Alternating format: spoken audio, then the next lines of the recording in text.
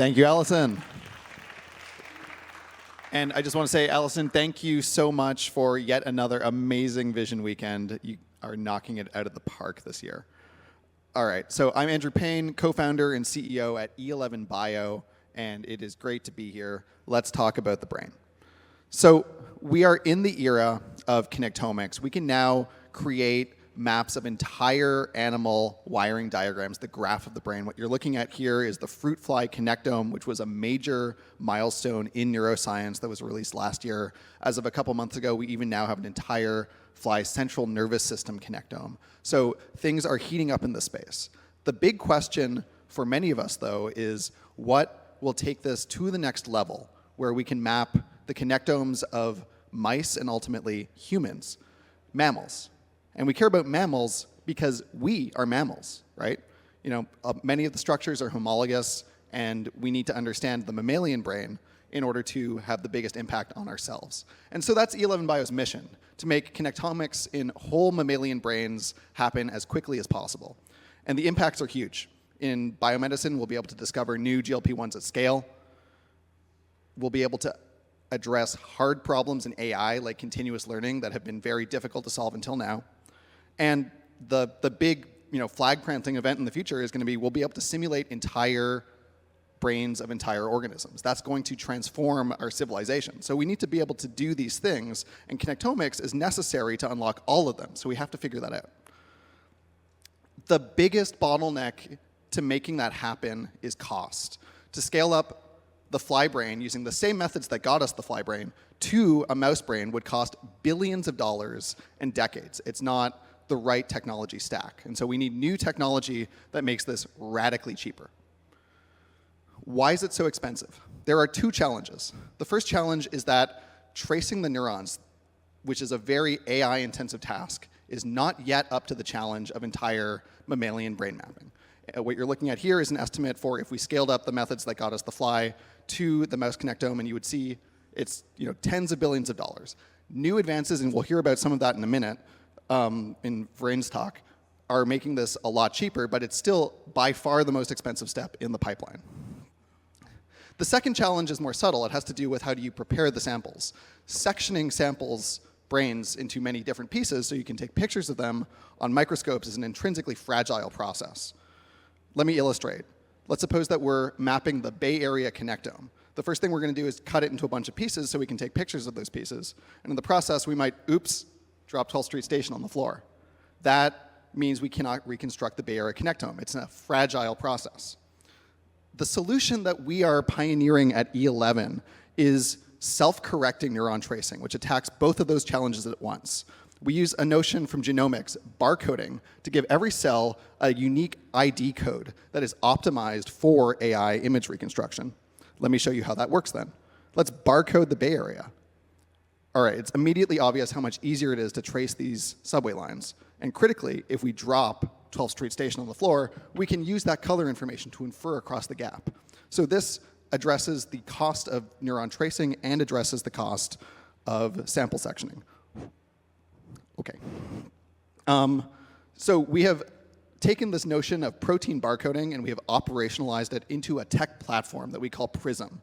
We've combined it with expansion microscopy, which gets us the resolution that we need, and AI tracing methods that are optimized for this barcode information. And so what you're looking at right here is conventional, it's actually light microscopy images of the brain. You can see axons and dendrites in this image. And when you apply the PRISM process, you get something that looks like this. So this is the analogy, or this is the actual data versus the subway line analogy. This is much easier to trace. And okay, so what you are looking at is an optical image volume at connectomic resolution. This is work that was pioneered by Ansem Saad and Mo Tekavoli at Yale and IST Austria, respectively, and we've been integrating it into our PRISM pipeline. And so what you can see is the very finest details that we care about for connectomics are preserved. You can see connecting axons, you can see synapses critically all along the length of this dendrite that we're looking at. And obviously we've just highlighted a couple of these for visualization purposes. But what you'll see in a moment is we'll populate a few more because this is actually dense connectivity. You can look at every neurite in the volume at this resolution and every synapse in the volume at this resolution. And this is really, connectomics on conventional, simple light microscopes. This makes the acquisition much cheaper. You can use much thicker samples. Overall, this is the way that everyone will be doing connectomics in the not too distant future, if not already. And so, we're really proud of how we've been integrating these modalities, and it's all systems go to, scale up to larger and larger volumes using optical connectomics. So if you want to learn more about that, please reach out to me at either andrew@e11.bio or visit our website. We should talk. So in summary, reverse engineering the brain, it's bottlenecked by the cost of connectomics. We have to make that 100 or 1,000x cheaper if we want to be able to do connectomics in mammalian brains. PRISM unlocks inexpensive neuron tracing. It goes after the bottleneck, and it allows you to get this data on simple light microscopes. There's a clear path to a 100-fold cost reduction here, and we are rapidly accelerating on that path. So if you want to do cheap connectomics, come talk to us.